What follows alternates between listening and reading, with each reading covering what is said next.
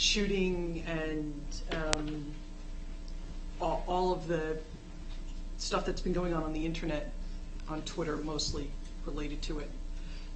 There was a meeting that was held with Commissioner Nugent and myself and the owners of all of the bookstore and the pizza place and everything like that involved on that block, with the chief, the DC chief of police, and the watch commander and some other representatives of the district government, just to talk about what to do and how to handle things in the neighborhood. The police made it absolutely clear that they're here and that they're in it for the foreseeable future to help make their presence known and protect the community.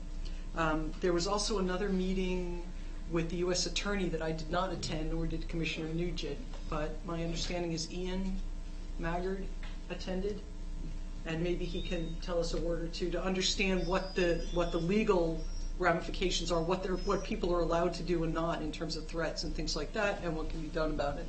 So that's all I have. Okay. Thank you. So if you would, during the open forum, if you would just give us a quick readout about that meeting, okay? In just a minute, though. Thanks. So for my announcements, I want to let the community know that the Murch Elementary School public space application was officially tabled at the public space committee hearing this month. That means that it will likely come up again in February. It's not clear to us yet why it was tabled, but our conversations with staff working on the project made it. In conversation with staff working on the project, they explained that we had more questions, we need more documents, we need to see more information from them. So they're going to continue working with us, and we expect that it will come up in February. It may come up in January, but probably not. So we will keep the community posted, and we will continue to put whatever documents we receive on our website. See, Andrea, you talked about the other meetings. So, and I just wanted to add my voice of thanks to Commissioner Ray and Commissioner Gresham for your service to the community. You are the last two commissioners who were here when I joined, and you have both been tremendous help and tremendous mentors toward me as I've served on this commission. I really appreciate everything you've done for me personally and everything that both of you do, and I hope continue to do for our neighborhood and for our community. So yes, we know where you both live. If you try to move, we'll make sure you don't get the permits to park the moving truck on the street. Okay. So, and in that vein, I want to also take this moment while everyone is still here to offer two resolutions thanking Commissioner Sally Gresham and Commissioner Mary Beth Ray for their service to the community. So I'm going to read these out quickly so we can take a vote and offer you our official thanks as a commission. Can we not? No. So first resolution thanking ANC 3F03 Commissioner Mary Beth Ray. Whereas Mary Beth Ray served as an ANC commissioner representing single-member District 3F03 in Washington, D.C. from 2013 to 2016. Whereas Commissioner Ray ably represented constituents, including residents, merchants, and institutions in the Forest Hills area. Whereas Commissioner Ray was a founding member who helped create and chaired the ad hoc Van Ness Vision Committee, which evolved into the Van Ness Main Street, and currently serves as president of the Board of Directors of Van Ness Main Street. Whereas Commissioner Ray created and chaired the Soapstone Valley Park Committee, and currently serves on the Soapstone and Melvin Hazen Parks and Trails Committee. Whereas Commissioner Ray demonstrated a unique and dedicated passion to the Forest Hills Van Ness community and its natural beauty, a growing and vibrant commercial district with an aim to bring life to the neighborhood. Whereas Commissioner Ray will be fondly remembered by her ANC colleagues as a leader who was always willing to help, whether it be drafting resolutions, navigating the maze of DC agencies, or deciphering the nuances of parliamentary procedure. Whereas Commissioner Ray will be fondly remembered for her tireless efforts in bringing daffodils and a beautiful spring to Connecticut Avenue, for working tirelessly with a variety of architects and neighbors to bring new designs and improvements to Van Ness, and for working with WMATA, UDC, Fannie Mae, and others to bring music, art, and cultural programming to the neighborhood. Now therefore be it resolved that ANC 3F commends and heartily thanks Commissioner Ray for her dedication, service, and contributions to our community.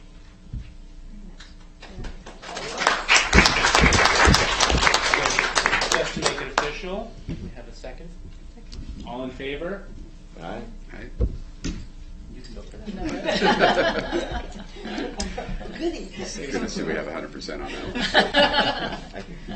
that. Was it to Mary Beth? She abstained. You abstained, right? Thank you, that's lovely. Appreciate it. And then a resolution thanking ANC 3F04 Commissioner Sally Gresham. Whereas Sally Gresham served as an advisory neighborhood commissioner representing single-member District 3F04 in Washington, D.C. from 2013 to 2016. Whereas Commissioner Gresham ably represented constituents, including residents, merchants, and institutions in the Forest Hills area. Whereas Commissioner Gresham was invaluable in her eye for details in protecting the interests of Forest Hill and the entire ANC 3F area, including her attention to the closing of the Van Ness Metro Station entrances and exits, permitting for construction and other community interests. Whereas Commissioner Gresham exhibited her willingness to engage in hard and rewarding work while facing the tasks associated with the Park Van Ness project, shepherding the Forest Hills playground renovation, and providing invaluable insight and expertise to the Murch Elementary School modernization project. Whereas Commissioner Gresham demonstrated her strong commitment to natural beauty while serving on the Soapstone and Melvin Hazen Parks and Trails Committee.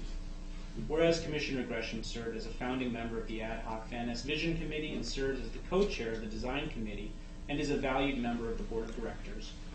Whereas Commissioner Gresham has demonstrated a warmth and sense of humor with her fellow commissioners while ensuring the appropriate navigation of the paths of DC government and the varied opinions of the community. Whereas ANC 3F commends and heartily thank, now therefore be it resolved that ANC 3F commends and heartily thanks Commissioner Gresham for her dedication, service, and contributions to our community.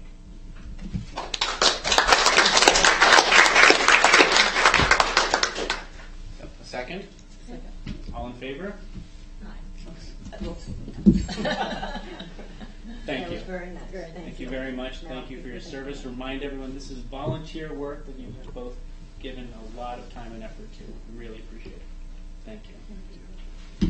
Everything you do. So now we'll move on to committee reports.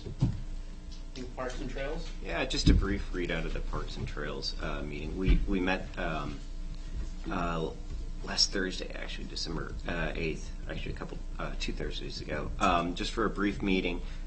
Discussed a few different issues, one of which is an update on the Soapstone Valley Sewer Rehabilitation Project.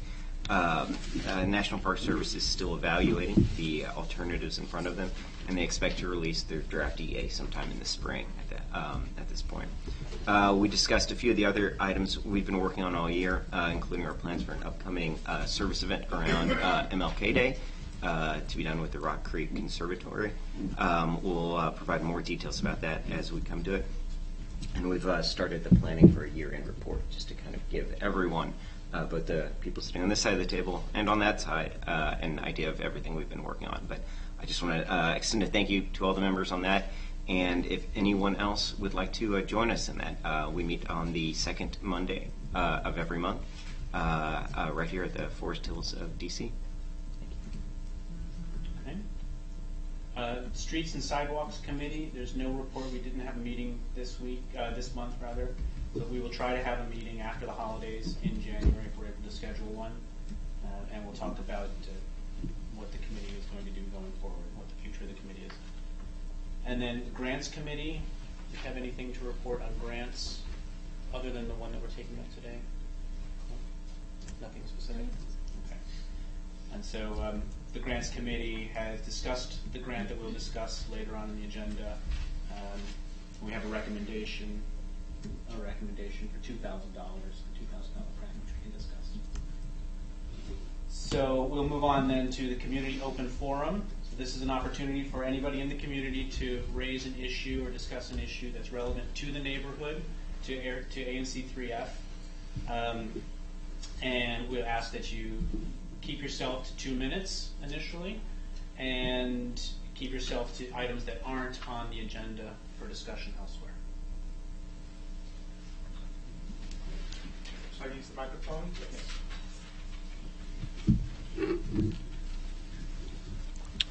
My name is David Krukoff. I moved into Excuse me, sorry, can I ask you to spell your name? Krukoff. I'm not a resident of 3F presently. I moved here about 39 years ago. My parents are still here. They live on Upton Street. Over the summer, I formed a not-for-profit called Douglas County, Maryland. I just wanted to tell you all about it briefly today and not take too much of your time. I advocate for the creation of Douglas County, Maryland, where you sit right now. I'm a retrocessionist. I believe that the creation of Douglas County, Maryland is the only politically feasible method by which the citizens of the District of Columbia can jettison their second-class citizenship and have representation, senators, congressperson, and home rule. I invite you all to take a look at my website, www.douglascountymd.org, and I brought some material here for you all to take a peek at. And I don't want to get into too much detail because I don't have too much time, but I'd be happy to come back at another time and provide a much more detailed introduction to Douglas County, Maryland. And that's all. And I'll have some material I'll just leave on the chairs. Okay. All right. We have a documents table by the door as well. Thank you. Excuse me, and thank your parents for coming out as well. I believe you might be in my single-member district, so welcome to our ANC meeting as well. Thanks for coming. He was also one of the original ANC council persons when we lived in Woodley Park. My father was an ANC commissioner from way About back when. 6 years. Okay. She knows the rules. Well, Tony is that. we'll mind our P's and Q's then. Marlene?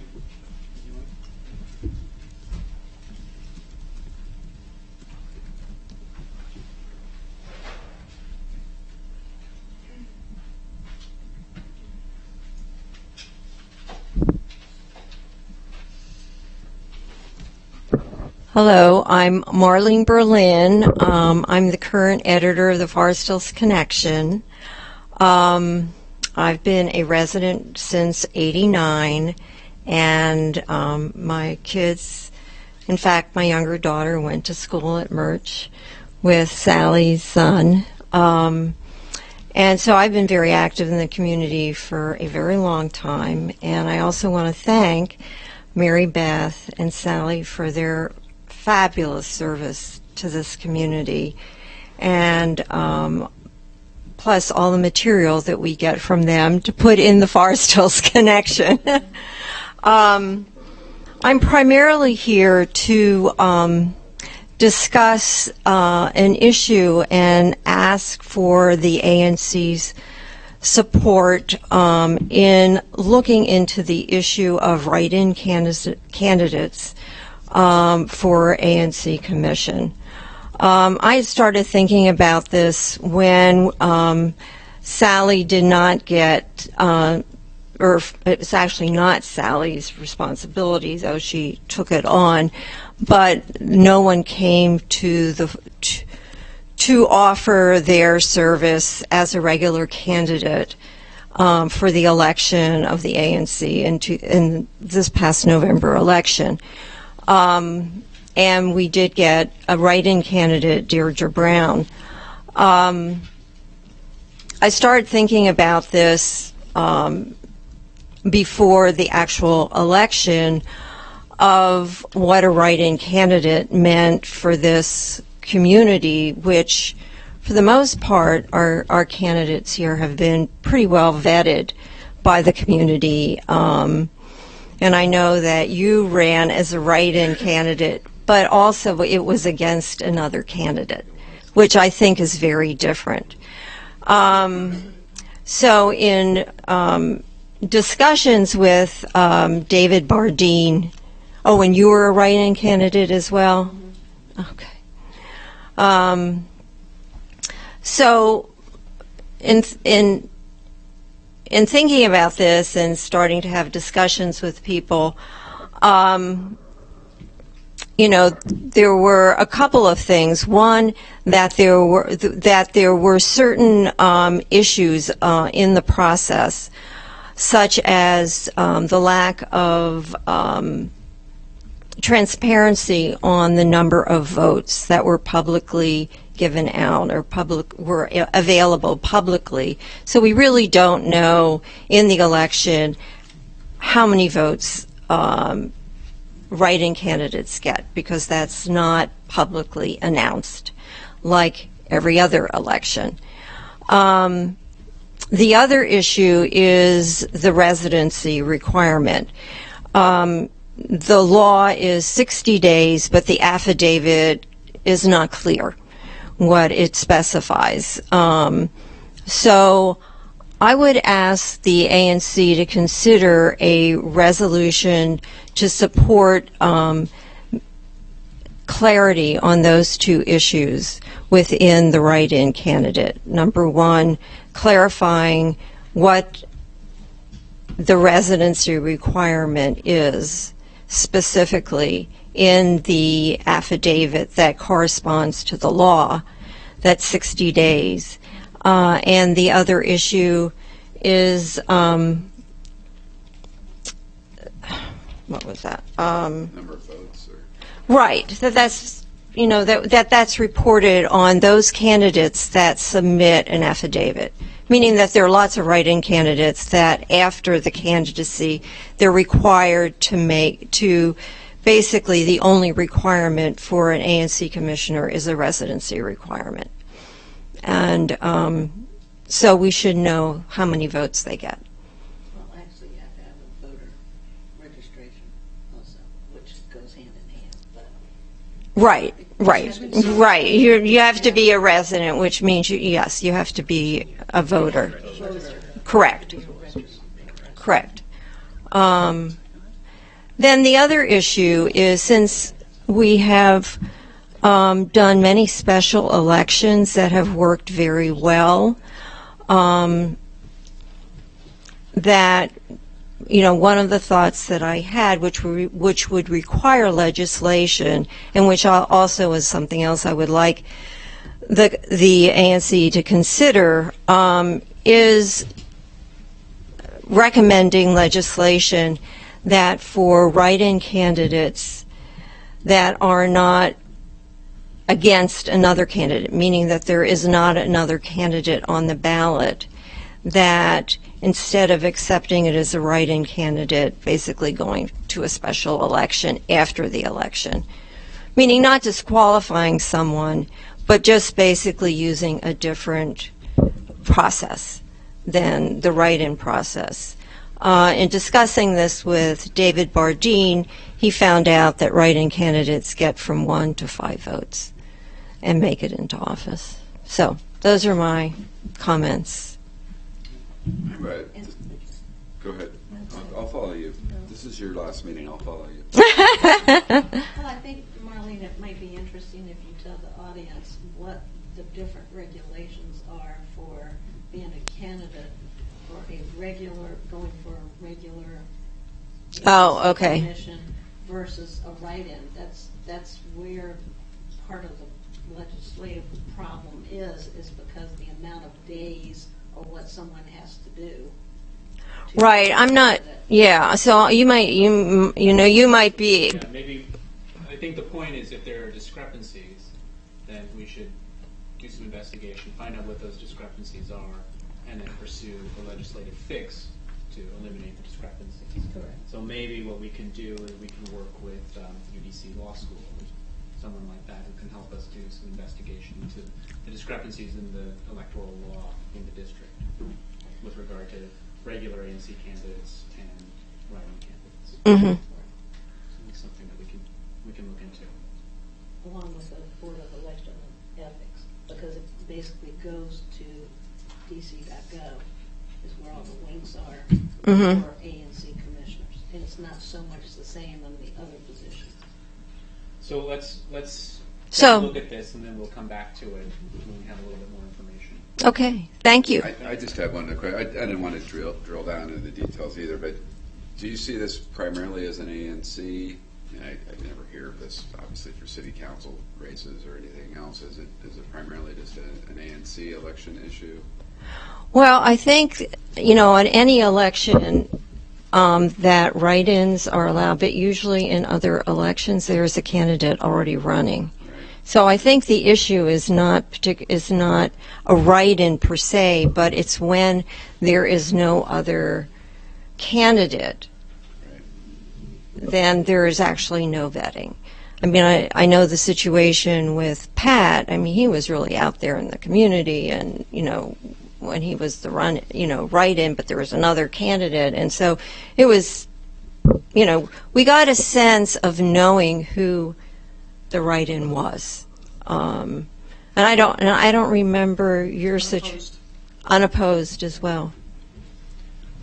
I mean, from my observation, too, it could be just as simple as requiring a petition requirement post-election.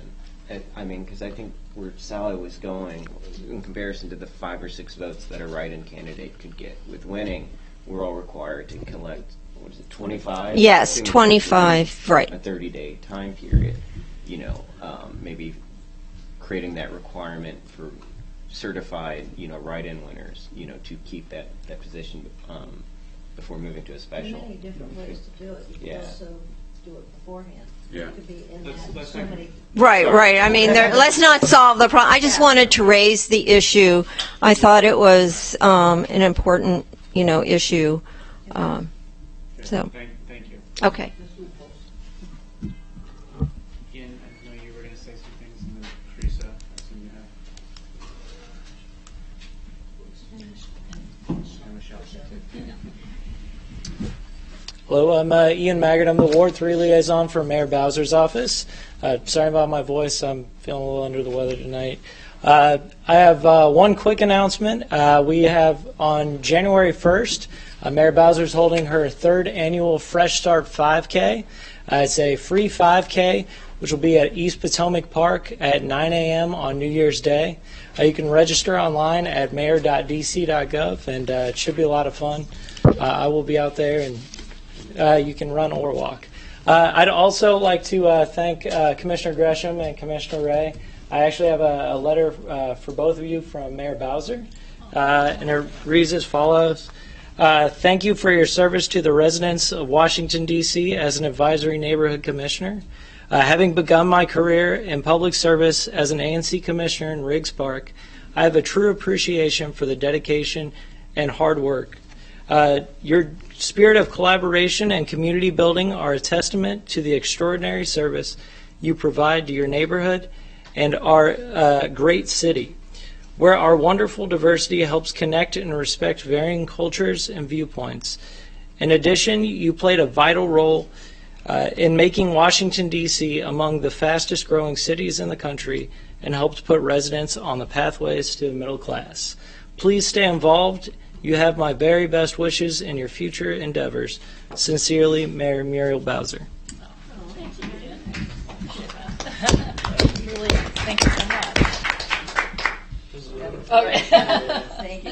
And again, thank you. It's been an absolute pleasure to work with both of you the last 2 years, and I hope to continue working with you. You will. You will still see us. Thank you, Ian. Oh, thank you. Was there something about comment that you wanted Yeah. in? So I don't have any update. It's not my position, unfortunately, to update on meetings such as that. So, thanks.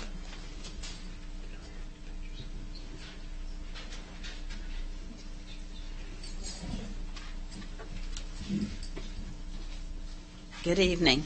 I'm Michelle Pouchot from the University of the District of Columbia, and just wanted to give a few updates on campus activity. We are currently closed. The semester is over, and it's pretty quiet there, so it's nice. Unfortunately, all us administrative people are still working, though. We're planning for our next UDC Community Task Force meeting, which is January 11th. And we're still looking for agenda items that folks might be interested in discussing. So please feel free to submit those, and we'll include them. Our events calendar, we've done what I like to call a soft launch of a community events calendar that we'll be sending out weekly. I've sent it to a few of you all for comments, and we're looking at incorporating those comments and want to do a more full launch in January. And it'll just be one step along the path of further opening our door to the community and welcoming you on our campus. You all may know that the Bernstein Group was selected and has purchased, I think is their wording, the building at 4250 Connecticut Avenue, which fronts on our campus, and that the university is a partner with Bernstein.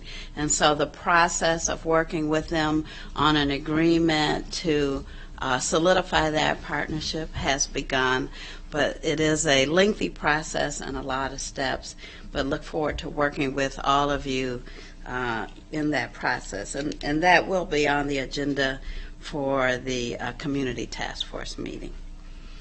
Some of the events we're looking forward to in January, we're looking at an event on the birthday of Martin Luther King at the theater. Once that's finalized, that information will be posted. The Volunteer Income Tax Assistance Program, which I think is called VITA, begins late January, and I hope that all of you will be able to take advantage of that. It is administered by our School of Business, and students participate, and we have thousands of people that take advantage of that every year, so please know about that and come out for it. On Sunday, January 22nd, we'll have another of our continuing events that are being held at the University Theater while the Kennedy Center is closed, and there'll be pianists and soloists, soprano and baritone on January 22nd, the New York Festival of Song. And our women and men's basketball teams will be playing on campus in the evenings of January 4th and 11th. So I hope you'll come out to the games. Two other announcements. The City Council just today approved 2 new board members to the university, one from the Forest Hills community, Ms. Baronetta, I believe is her name, so we're looking forward to welcoming her. And then the former council member, Ms. Jarvis. And also the council approved the DREAM Act, which will allow undocumented students who have lived and been educated in District of Columbia public school systems to attend UDC at resident rates. So we're very excited about that. Excuse me, can you repeat the name of that program, please? It's called the DREAM Act. The DREAM Act. It was on the council consent agenda today. And finally, I'd like to welcome you all to the university for your upcoming meetings, and I look forward to working with you and making our home your home. Thank you. Let me just expand on that last point. We will be moving our monthly meetings from this location to the UDC campus, starting with our January meeting. I believe it's January 15th. It's the third Tuesday of January. There are instructions, directions to the meeting room that are on the document table outside. It's UDC Building 44, Room A03. We'll also post those online. What is the reason for the move? UDC is more centrally located within the ANC. It helps to bring more people from the southern part of the ANC to our meetings as well. And it also helps to bring more people onto the UDC campus and part of our partnership with UDC. Is it the 17th? The 15th Maybe. is a Sunday. No, it's the 17th. 17th, yeah.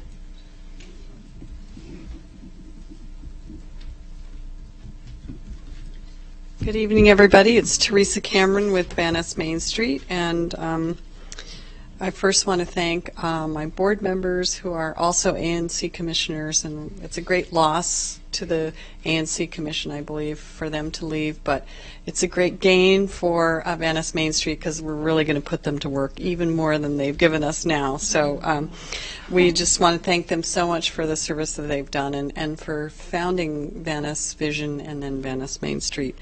And I want to thank all of the commissioners for all the support that you've given us over the year. It's been quite extraordinary, and I think we've done an awful lot. And our fiscal year started in October, and so we've been moving through a lot of different activities.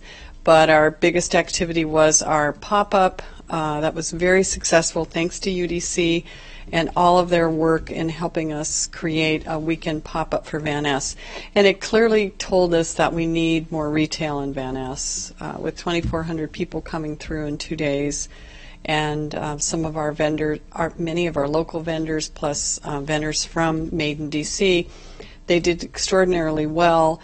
And we wanted to use this as a test to show that we need some more activities on our Main Street that are, related to shopping. So hope to see more of that happening and potentially some more collaborations with our new purchaser of the Fannie Mae building. I wanted to let everyone know also that we're going to continue our Jazz at VN series. The last series we had was at Italian Pizza Kitchen, and next month we're working on a new location for that. We'll also be working on our annual meeting, which will be kind of a report to the community about the work that Van Ness Main Street has been doing, and so that's going to be probably in February or March. And finally, I just wanted to, again, let everyone know that we're supported by DSLBD, but we also need your help. We have ramped up this year, and DSLBD cuts our funding quite a bit, so we have an annual giving campaign going on now. And so if you go to vannessmainstreet.org and click donate, we would love you to do that. $5, $10, $1 million would be great, but we really need your help because we want to keep going and make Van Ness a very strong community. And I guess finally I forgot to mention that we did hold an event as Small Business Saturday, and we did actually come up here to Comet Pizza and Politics and Prose, and we had 4 city council members attend, plus our board, to really just support and really help our local businesses through these really interesting times that we have in our neighborhood. So thank you very much.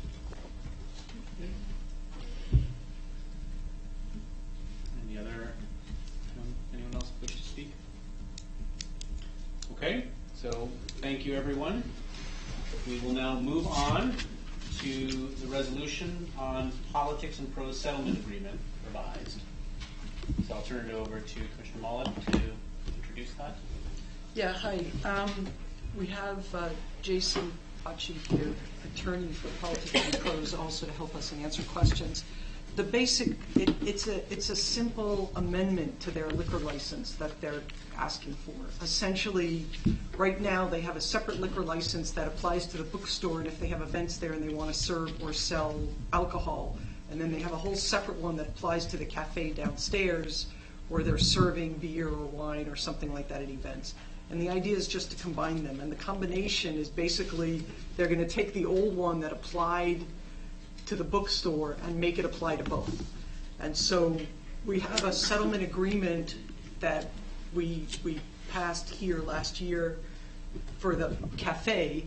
So we've just made a couple of wording, changes on the face of it in order to have it valid for the combined liquor license agreement.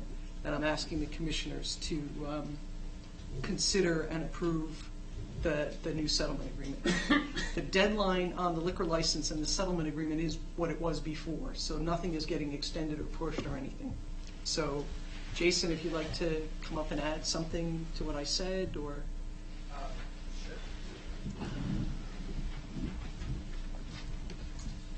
Hi, good evening, everybody. My name's Jason Facci. Hey, Rachel, how you doing? I'm one of the attorneys that represents Politics and Prose here in D.C. I think Commissioner Andrea Millard stated it perfectly. Politics and Prose currently has 2 liquor licenses, one for the upstairs and one for the downstairs. They're essentially combining them into one license just to make things easier. They currently have placards up on the outside of their store in case you walk by there and you see those placards. Those are going to be up until January 16th, which is the protest period, at which time this would go to a hearing if there is a protest. If not, it would be approved by the end of January. And as the Commissioner stated, there are no changes to really anything that they're currently doing now. So we would ask that you fully support this resolution. Thank you. And when you get the new, I guess it would be a combined or just one license in January, February, or whenever that is. Right. Would there be an extension then, or is it a new license or just a continuation of it? It's the same license number that they're currently operating under for the bookstore. We're just taking the coffee house license downstairs and incorporating that into the bookstore license, so the bookstore license will apply to the whole premises. So there's been no other applications, or it's not like a new application for a new license. It's just expanding the current license. So when would the current license expire? As soon as the old license, or really at the same exact time as the coffee house license is combined into the bookstore license, we would remove or retract the coffee house license. Mm-hmm. So this way there's not, two licenses at once. When does the bookstore license expire? I think that was the question. I'm not sure when the bookstore license expires. I believe earlier this year we filed an application to renew it, and I think that was maybe a 1 or 2 year application. I can get those dates for you if you want to have a card. You can contact me, or I can contact you about that information. But the current expiration dates are remaining exactly the same. And this is just wine and beer. Yeah, just wine and beer, exactly what they've been doing for the last few years. Yep. Does this change the hours of operation at all? No. So the current hours of operation for the bookstore are 9 a.m. to 10 p.m. and the coffee house is 8 a.m. to 10 p.m. So those times are not changing at all. Administratively, we are going to have to, since the Politics and Prose bookstore license hours start at 9 a.m., we're going to have to file a request to change the hours so the bookstore can remain open at 8 a.m. as it currently is. But that's, I think, just a form that we need to file with ABRA. But that is all reflected in the resolution that we put together today. So the hours are remaining exactly the same as they are currently. Any other questions? Is there any interest on the part of the commissioners to read some of this into the record, the active? If not, then... So this hasn't changed since it was done a couple of years ago? No, this settlement agreement is the exact phrasing of the one that we passed last year when they applied for the liquor license for the cafe. Okay, It's so not you the just old changed- one from years ago. You just changed the date. I changed the date. Hours are the same. Hours are the same. It just explicitly says, here's the hours in the bookstore and here's the hours in the cafe. So the voluntary agreement for the bookstore was January of 2012. So this new one will still be operative from January 2012 to whenever that expires. Is that a 5-year license? I'm not sure off the top of my head. I believe we have to renew it and just repay the fees every year. And usually when you renew, you can renew for up to, I think, 2 years or 3 years at a time. 2 or 3 years. I think it might be 2 years, and I think the last time we renewed it for 2 years. Mm-hmm. So it's probably set to expire, I'm guessing, in 2018. Are you doing anything with public space? Have you ever thought about, have they ever thought about putting anything out front in public space?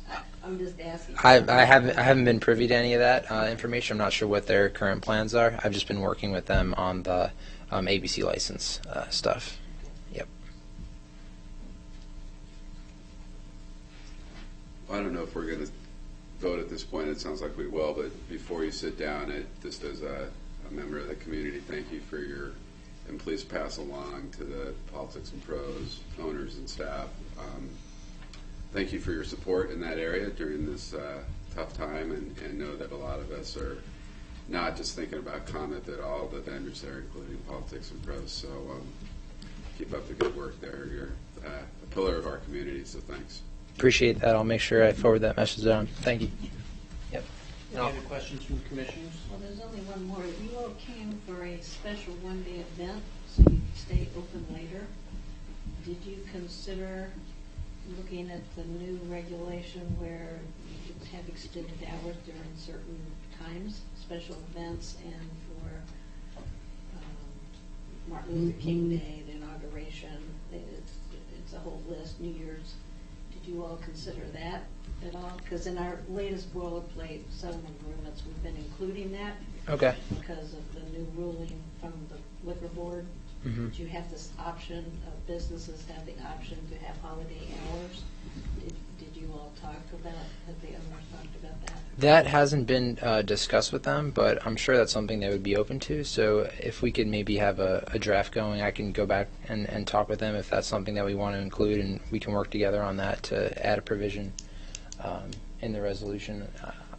I'll have to consult with them, but that sounds like a good idea. Just our boilerplate now has that, Sure. and it kind of allows, so you don't have to come back and forth to the ANC every time you want to do something. Yeah. Which is really good from everybody's standpoint, except the lawyers. Yes, except the lawyers. I want to make sure I still have stuff to do. No, that sounds great if that's in your boilerplate.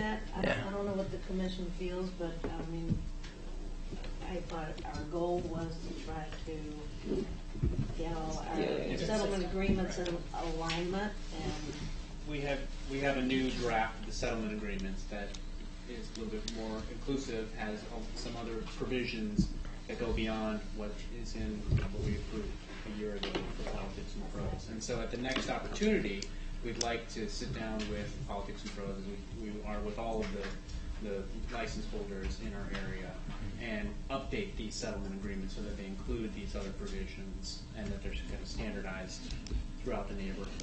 So if now isn't the time to do that, because this is just really a pro forma merging of the two existing settlement agreements, that's fine. But the next opportunity, the next time this comes up, we'd like to sit down with Politics and Pros and go through sort of the new settlement agreement and bring them into line with what we're doing with the rest of the neighborhood.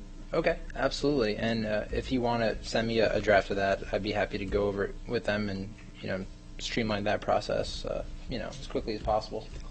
we could send them Social Market. Yeah. It's fairly close to yours. Sure. Okay. Great. Thanks. Are there any questions from members of the community? Okay, seeing none. So, go ahead. I just have a few housekeeping things to just update it to our current one. I mean, does it make sense where we talk about the ANC Commission being from North Cleveland Park, Forest Hills, and Tinley Town within it? I know we updated that language on our site and some of our other documentation. Is this appropriate to do changes like that, or do we want to just keep it as is? I would say let's keep it as is Okay. for now, since we don't have a document in front of us. That's fine. Yeah, we did take that out. Good eye. We'll update those things when we have the next go around for our new. Okay. Okay. So Andrea, do you want to make a motion? Yeah, I'd like to make a motion that we approve the new / settlement agreement for Politics and Pros, and recommend to ABRA that the license be modified. Second. All in favor? Okay, passes unanimously. Thank you. Thank you. Thank you for your time. Thank you. Thanks. Thanks, Jason. Now we're going to move on to the grant application from Wilson High School Parent Teacher Students Association. The application was for $4,900 to support the Tenley Tiger Run. Okay. So we've had a chance to look at the application, and we've had a discussion with the applicant.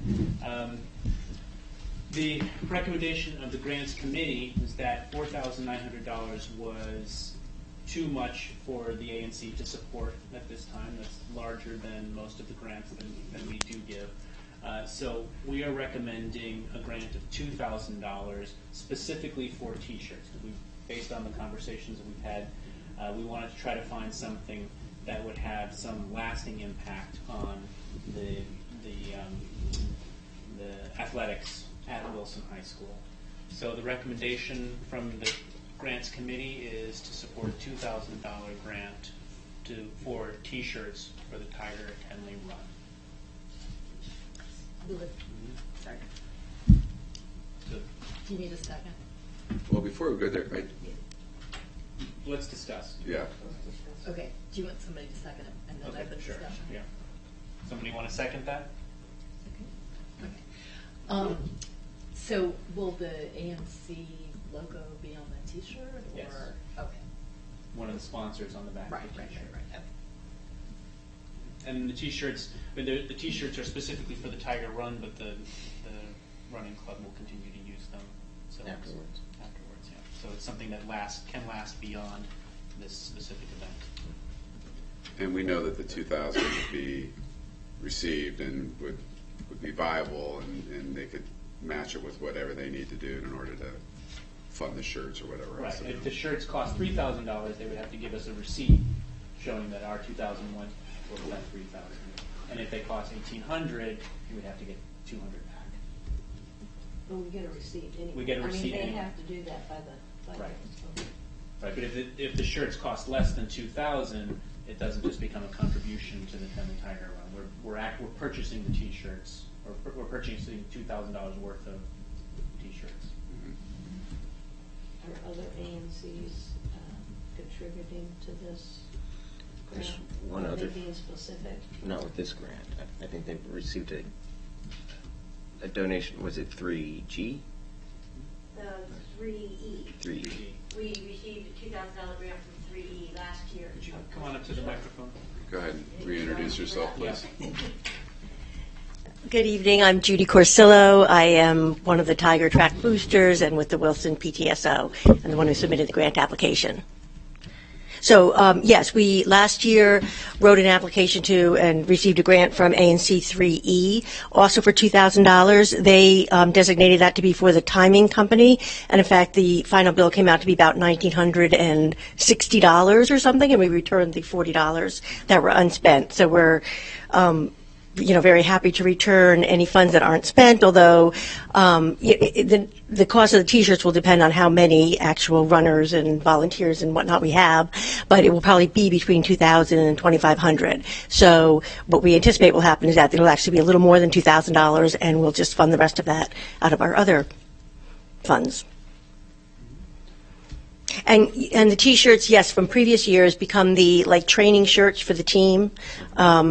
Going forward, so they are used throughout the year. They do have the logo very prominently. A $2,000 sponsor would be a major sponsor, so your logo would be very prominent, and they're also given to the other businesses and sponsors who support the Tiger Run.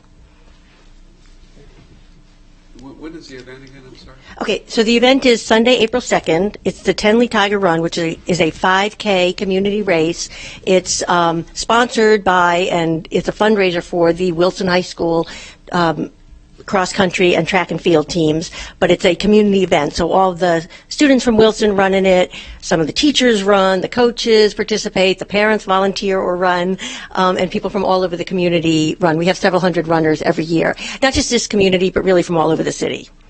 Can I make a recommendation that you reach out to the Girls on the Run Yes. groups and the local elements? Yes, we plan to do much more outreach. We've tried to do that in the past, but this is only our third run. Each year we're getting a little bit better at how we do it, and we're definitely planning to reach out more to Janney and Murch and Lafayette and Deal. We've already kind of made contact with the Deal coaches regarding their participation in the race. We very much want it to be a race for all the feeder schools and the whole community.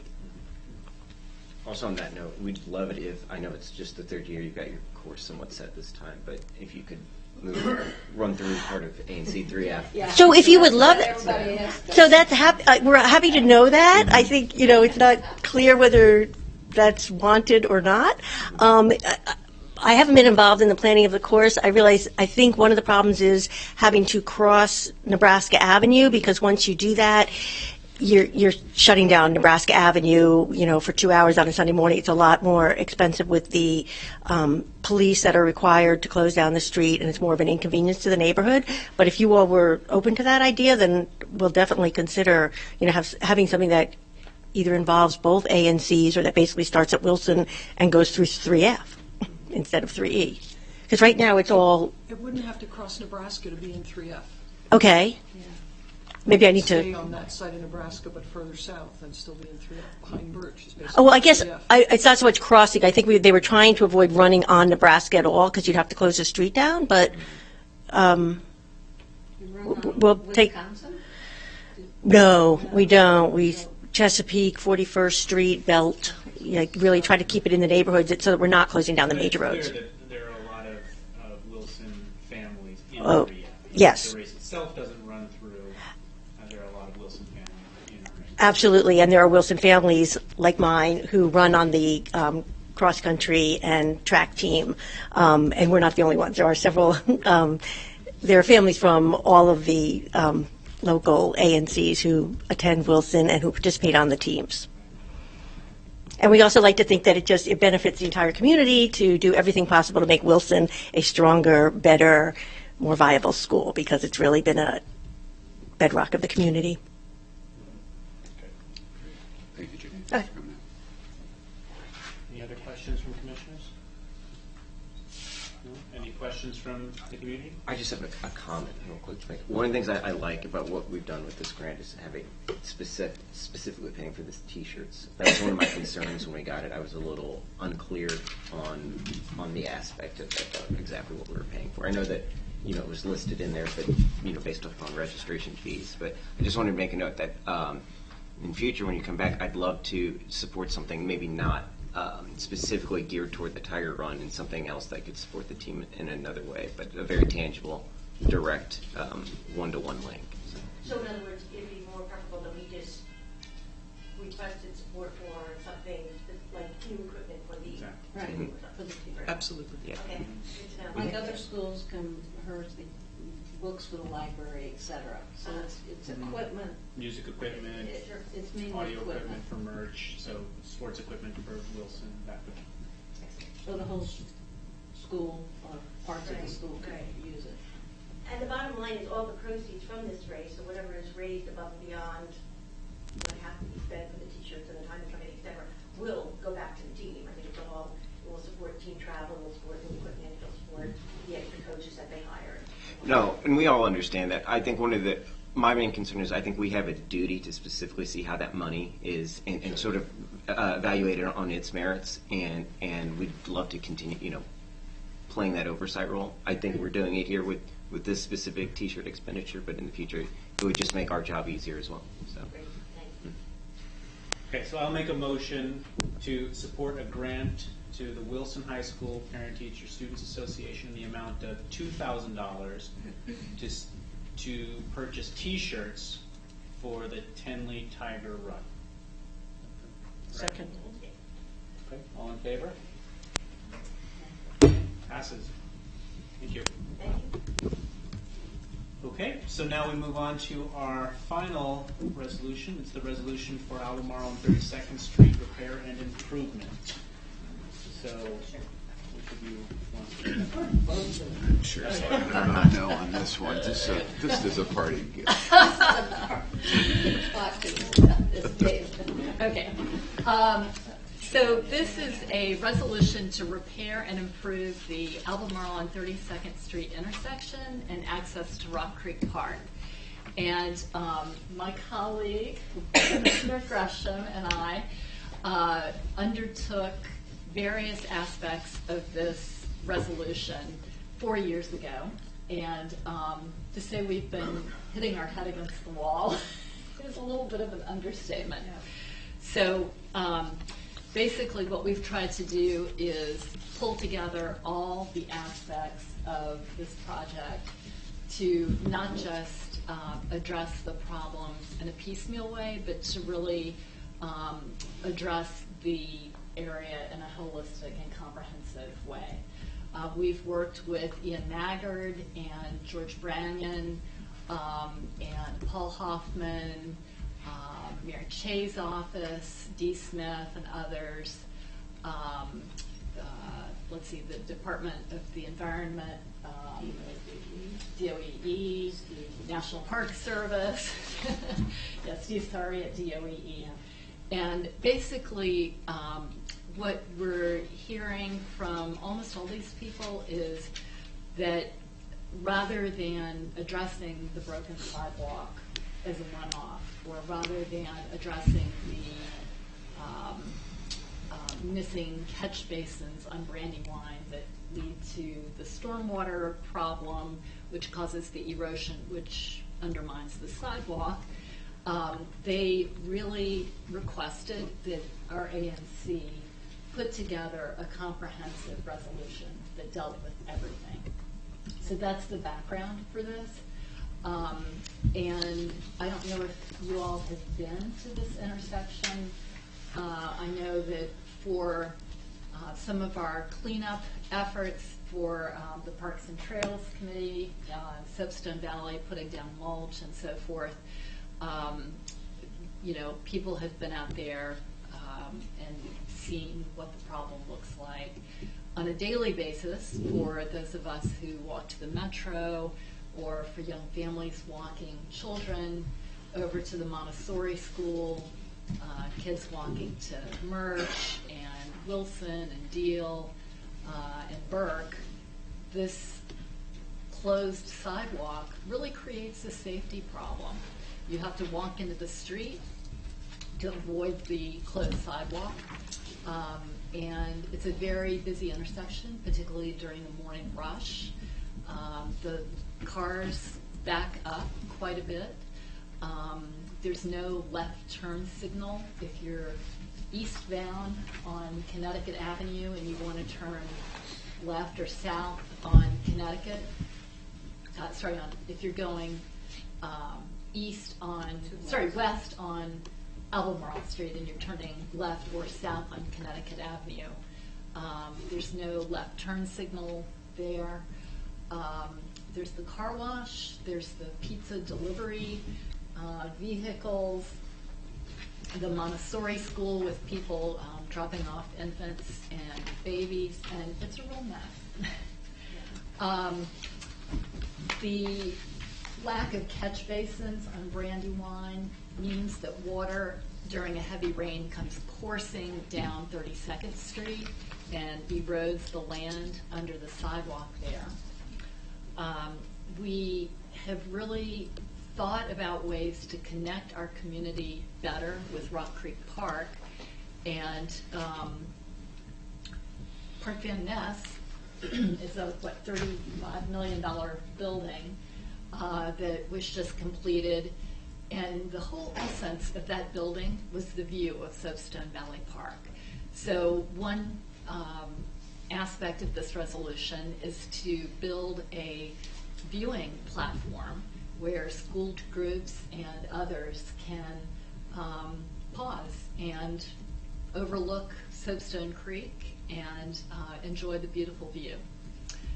We've talked to people at DDOT who say they have done this sort of thing before. They mentioned something down at Tunlaw W. I drove down there yesterday to have a look.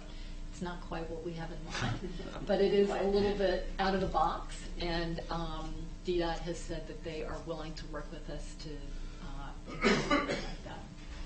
that. David Bardeen and the Soapstone Committee has worked on some of the environmental issues.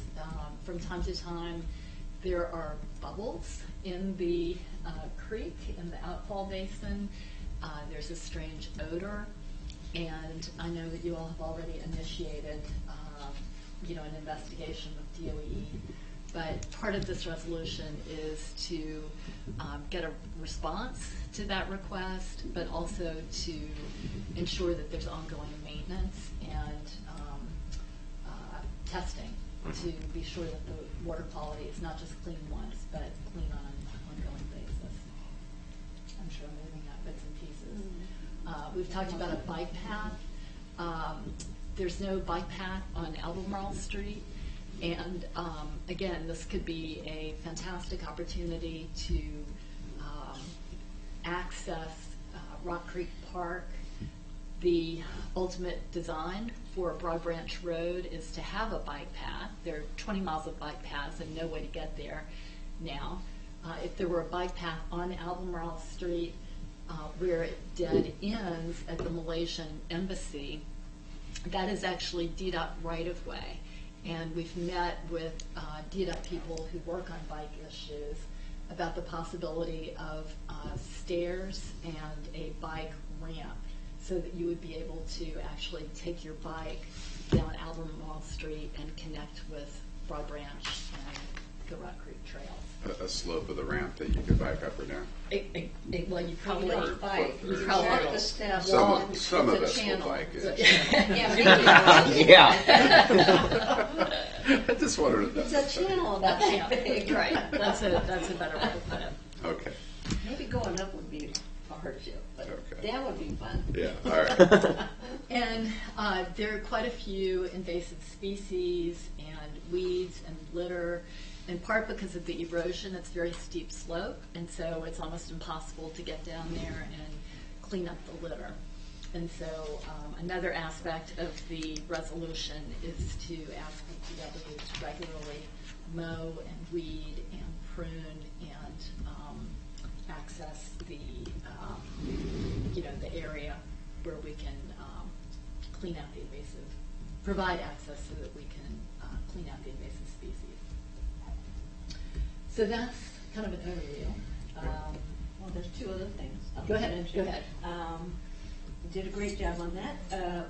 We basically, now therefore be resolved, we tried to put all of DDOT's, what we would like DDOT to do.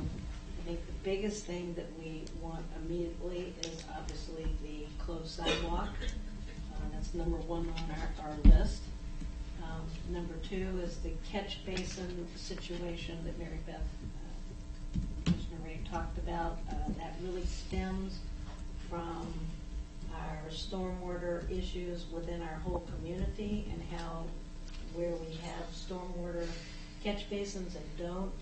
The Parks and Trails group is looking into that as part of their goal, correct, Pat? Yes.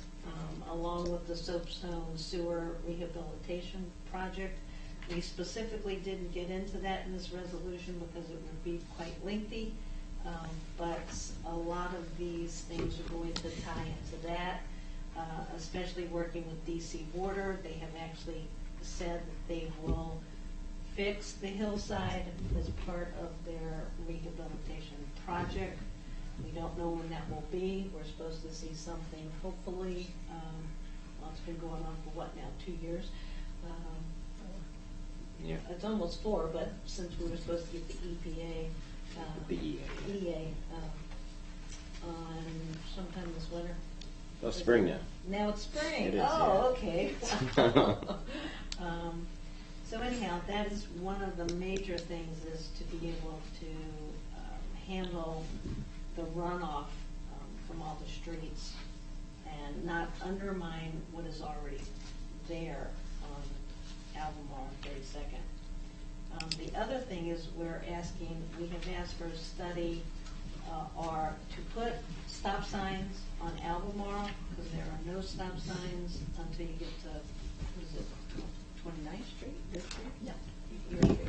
29th Street, a lot of people can really fly up and down Albemarle where young children are walking and where they're crossing the street because the Franklin Montessori School actually, the teachers come across Albemarle, come down the north side of Albemarle and pick up the children in the morning from parents at 32nd Street intersection. Where catch basins, there is a catch basin there, it's kind of a dangerous area. So we have asked repeatedly for a crosswalk, stop sign, a three-way stop sign, not a single stop sign on 32nd, and ADA handicap ramps that go across to the Soapstone Park area. The main thing we've also asked for is sidewalks to be extended on that side all the way down if we're going to do the bike path and connection to the Broad Branch renovation project, which is another key project that's being kind of on the back burner for quite a while with IMPA. Paul Huffman has been working on that, and Mary Beth has been talking to him quite a lot. But we can't seem to get traction on that either. So all these things tie together within our area. We also would like a streetlight study. We have a issue going on with Connecticut Avenue. We didn't want to get into that, but now that we have the new LED lights at UDC and Park Van Ness, people realize that the lighting is much brighter in that area, and the Cobra headlights are not emitting the same type of light. There's a big disparity between the perception and what's available. So that's a study that Van Ness Main Street Design will be asking for also. So this ties into it at this area, along with, there was something else we had in here.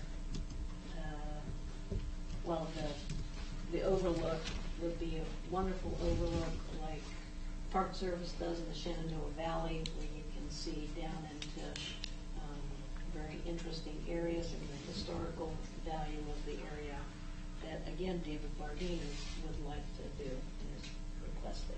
So we have put everything except the kitchen sink in this at this point, and the toilet and the bathtub. But I think it's the only way we're going to get any traction at this point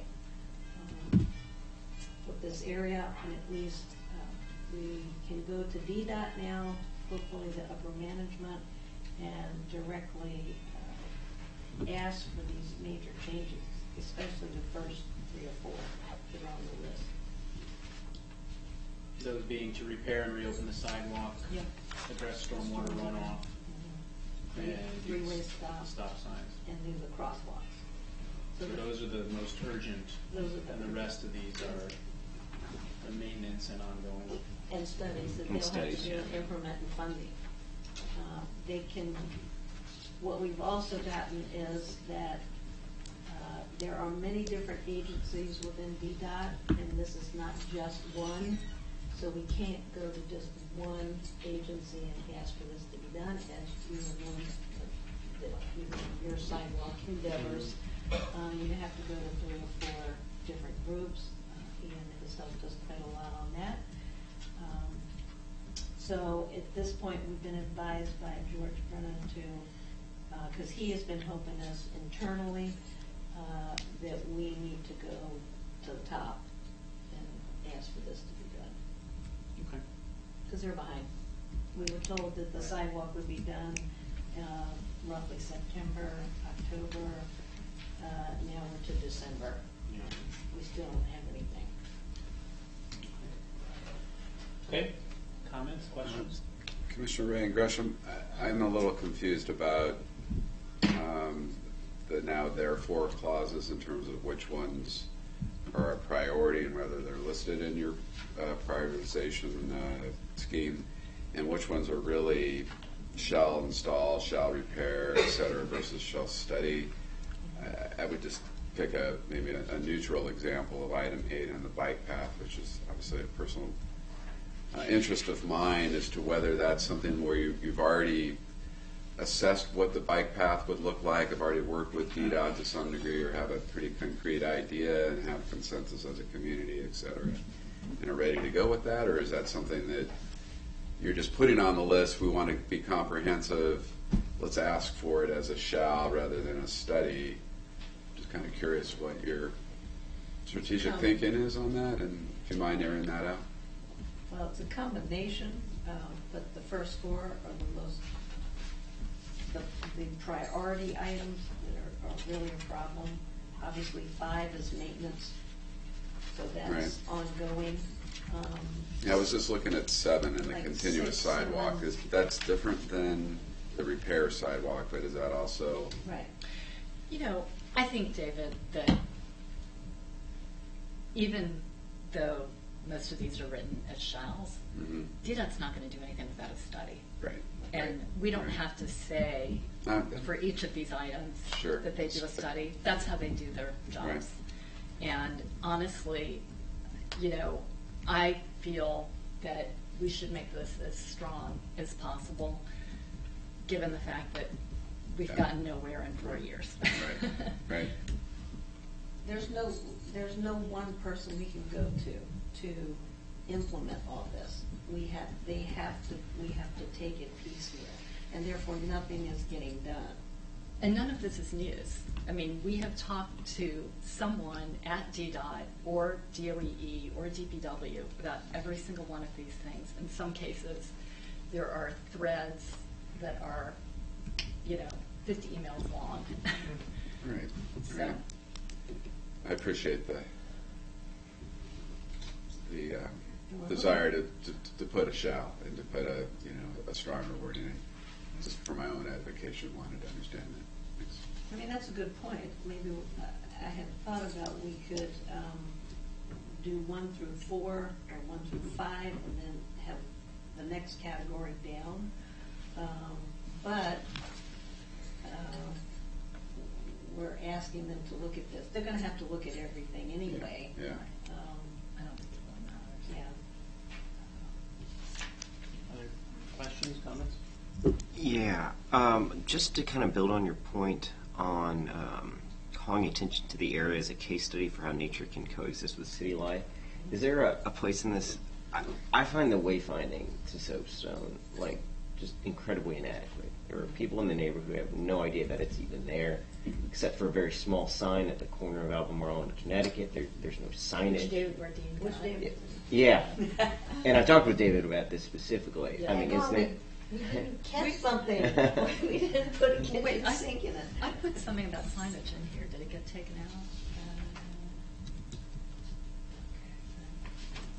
out? There was something about signage in the original. But, yeah, and maybe we can need add it to back be in. more strong with it. Because they were saying that that's the Park Service, and DDOT doesn't do that type of signage. They only have one sign that they do like that. So that comes into the Park Service situation. So you're saying because it's a separate agency that Right. could be a separate. Right. I mean, There's a kind of DPW. We purposely Okay. didn't put the National Park Service because we don't get much traction with them. Okay. DDOT we're going to get more traction with, but yes, we could put signage. I think we. I don't want to water this down at all. So this is just a separate issue that we should take up with the National Park Service. You know, I say that. honestly, I mean, I completely agree with you on signage, but I am worried about getting a yes in this mix. Okay. Because that becomes a whole different can of worms. That's completely valid. That's I why. understand that. Yeah. Sorry, I decided to take it out because I was Okay. very nervous about that situation. That's fine. And also, maybe that's something we want to do more broadly. I mean, we've talked about this as a bigger issue anyway, so perhaps something to address beyond this. We I mean, talked that's about it something when January we 28th. talk about the sewer rehabilitation, we've actually addressed that with them when we talked to the Park Service originally, and they just said, you've got to come to us with that when we decide what we're going to accept from DC Water. This is not directly related, but you mentioned in item number 9, the streetlight study. Probably should take this offline, but I have constituents concerned about the lighting on 37th Street between Sidwell and Hearst Elementary. There's a long, dark block next to the block.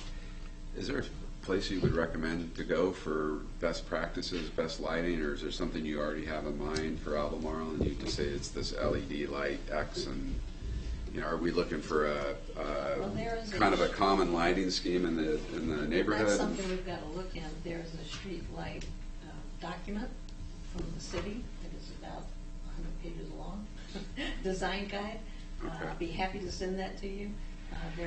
They have got standard lights, which are now the Washington globe, which we see in front of Park Van Ness and UDC. They also have, if you notice, the at Ellicott, the hawk signal they have put in, but they haven't cut them on yet, the teardrop lights, which we would start to get in our area. Actually, Karen Perry was her soul, and I tried to get a street light study done. We went and asked for a custom street light for our area because the globe really isn't kind of indicative of our architectural heritage here. And they said no. So it's been kind of a battle with that. This is a long process. Be happy to continue it, but we would have to probably get a task force within the ANC and as Main Streets to be able to go to them and have an assessment done. Because there are dark areas, and there are places where you just don't even notice that there's not a street light within, it's almost 750 feet. I mean, it's a lot. So, and we also have to be aware of the tree canopy, something we don't want to lose in our area, which causes less light to come down on the sidewalk. So there's a fine balance on how you want to proceed with this environmentally. There's also been some recent studies on LED fixtures that are not good for the environment.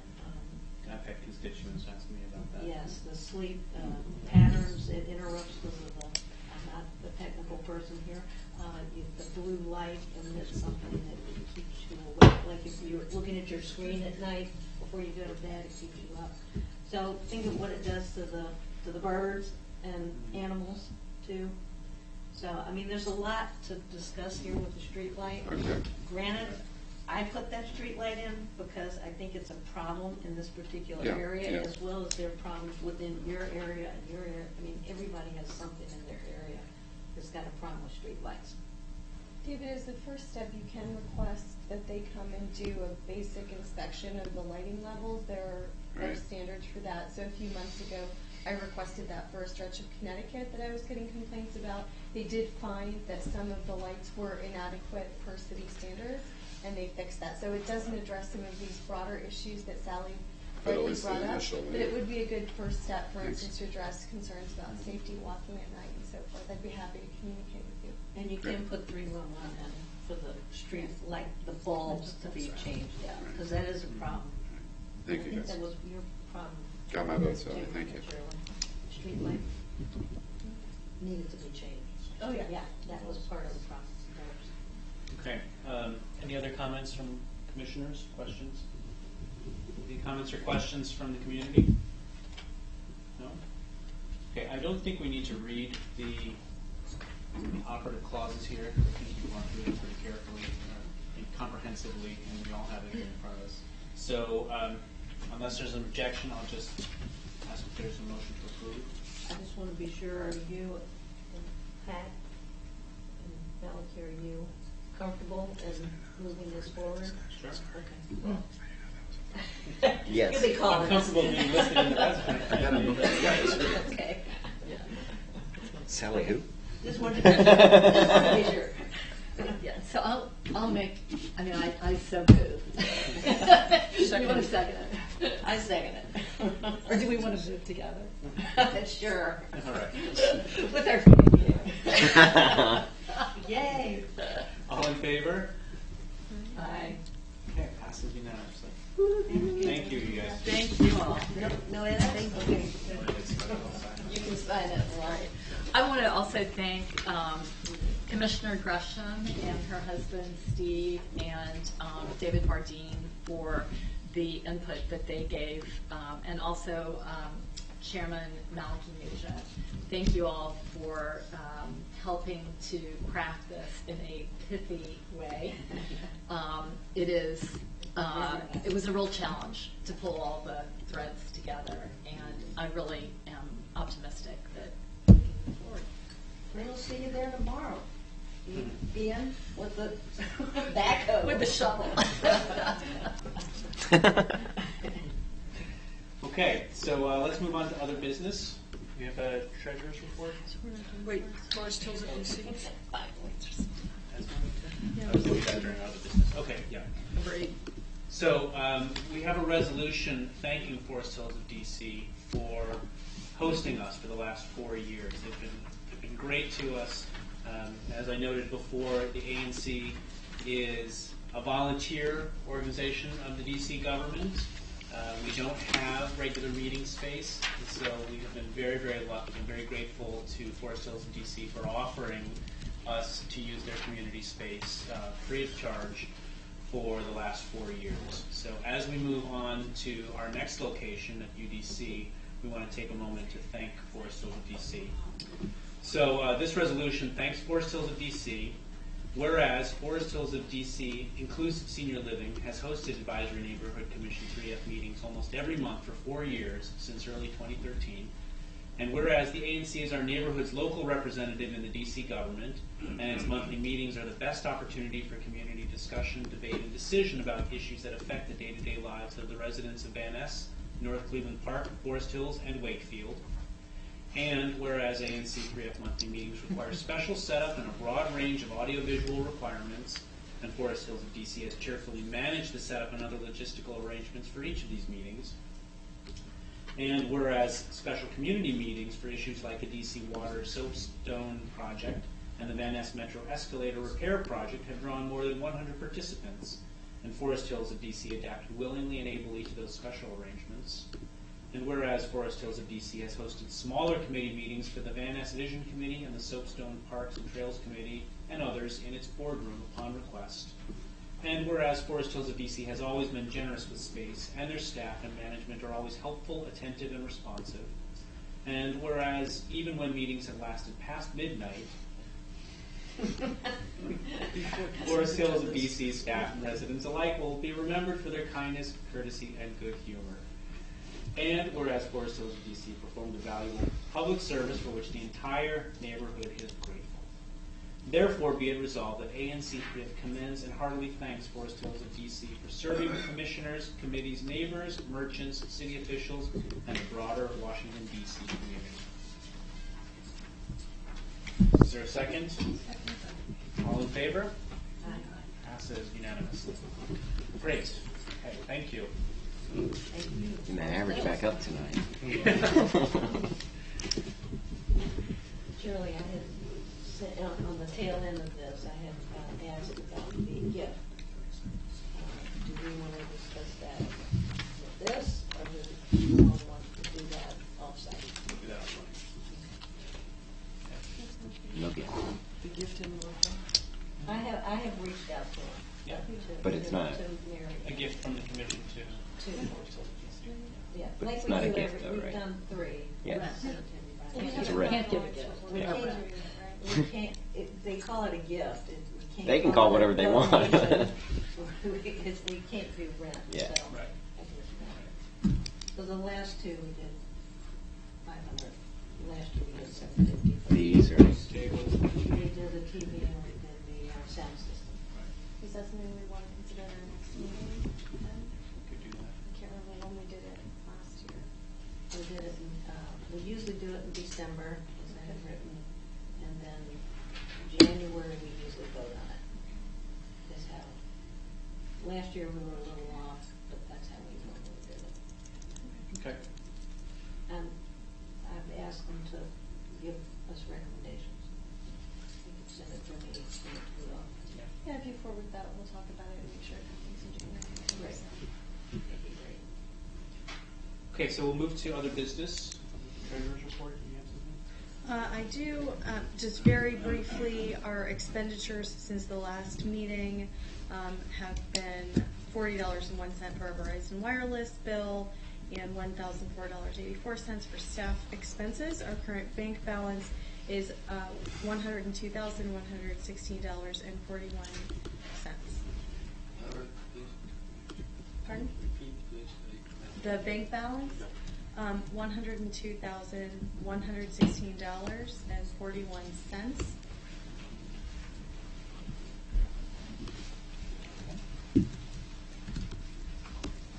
So last, something I should have announced, or I should have mentioned during the Grants Committee report, I want to remind the community that starting next year, starting with January 1st, We won't be approving grants every month. We will only be considering grants twice per year. So we will collect grants up until our March meeting, and then we will approve grants at our April meeting, and we will collect more grants up until through our September meeting for approval in October. So that's a change in the tenor of grant applications and approvals. Now we have been doing it on a rolling monthly basis. We're now going to just twice per year. So just reminding the community of that. And then again, remind the community that starting with our January meeting, we will be meeting at UDC, Building 44, Room A03, A03, and there is a sheet out on the documents table with directions to the meeting room, the new meeting room. We will also put this on our website. Okay. Any other business from any commissioners? No? Motion to adjourn? Second. All in favor? Opposed? None?